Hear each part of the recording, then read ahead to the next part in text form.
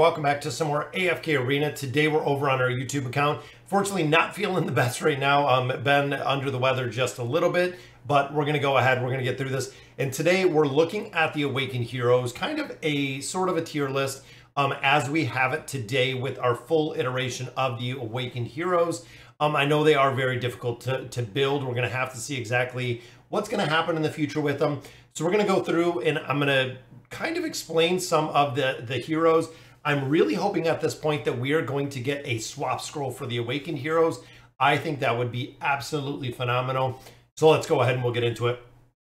So the first one we want to look at, guys, is the Awakened version of Aziz. So unfortunately, he is probably one of the coolest looking Awakened Heroes.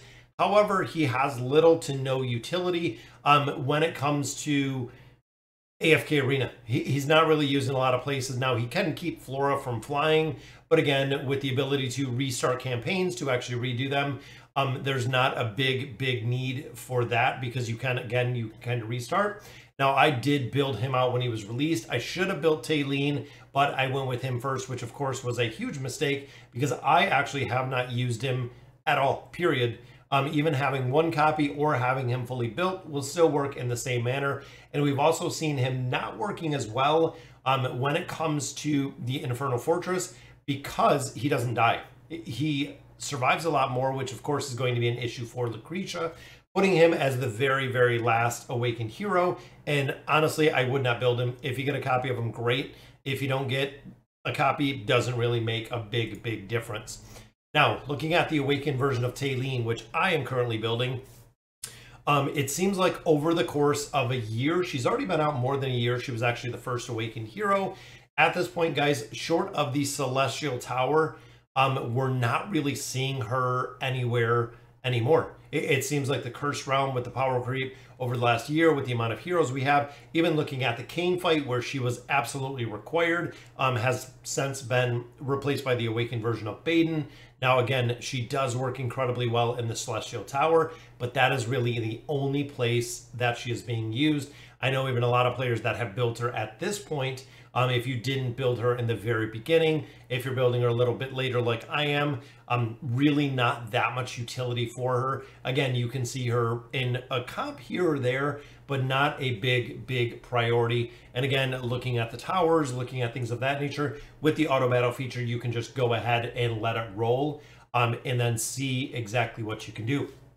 Now, the next one we're going to look at is the Awakened version of Thane. Now, of course, he is the only light bearer we have. Belinda is coming. Now, the big thing with Thane, guys, is the burst damage is there with him, but overall PvP, he does exceptionally well. So if you're PvP focused, if you're treasure scramble, also within the Temporal Rift, he does work very well in there. Again, because you're killing the targets. Now, when it comes to the Twisted Realm and the Cursed Realm, because you don't kill the targets, he's actually not very effective in those game modes, which makes him the next Awakened hero to really build, just for the simple fact, again, he doesn't have the most utility outside of the PvP aspect. If you include the PvP aspect, he is probably one of the, if not the strongest PvP heroes that we do have within AFK Arena. Now, the next one we look at, and again, kind of building on a little bit, is the Awakened version of Baden.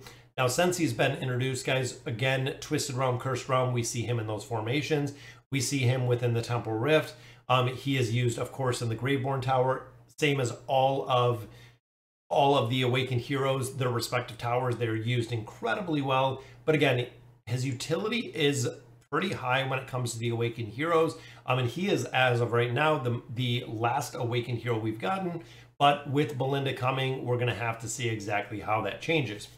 Now, after him, guys, I would probably go ahead and put Solus. Now, the big thing with Solus, guys, is we know she works. That is really one of the big things. And this is probably one of the absolute biggest questions that I get within AFK Arena. Which Awakened hero should I build? I know they are very expensive. They do take a long time to build, but that is what the game is built for, guys. They are not designed to be built in a week or two.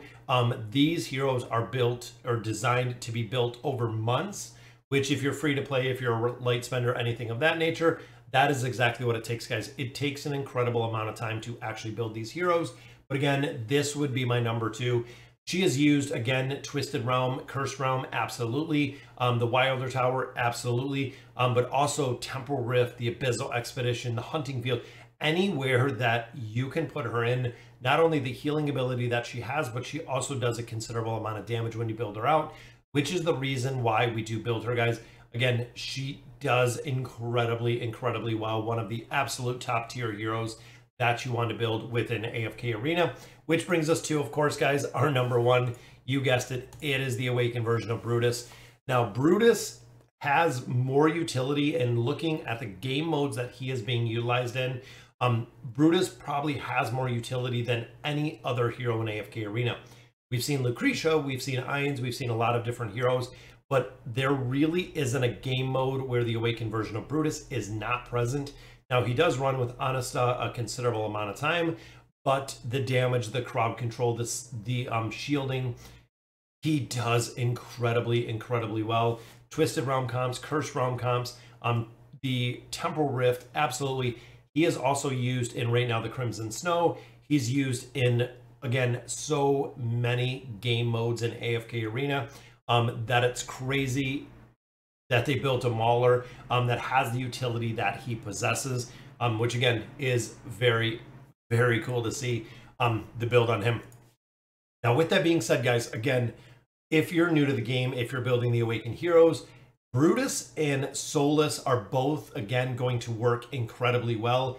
If you decided to build Brutus before Solus or Solus before Brutus, honestly, there's not going to be the utility for those two heroes are still going to be there.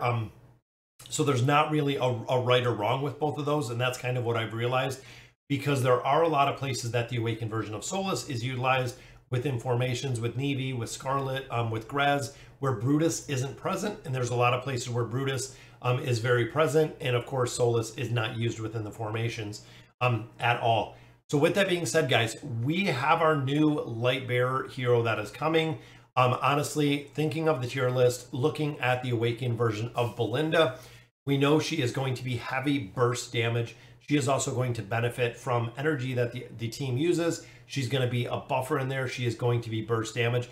Honestly, looking at her, looking at the build, looking at the design, it almost seems like she is going to be kind of an updated Ainz, with the AoE damage, with the way that she is built, with the damage to all of the enemies.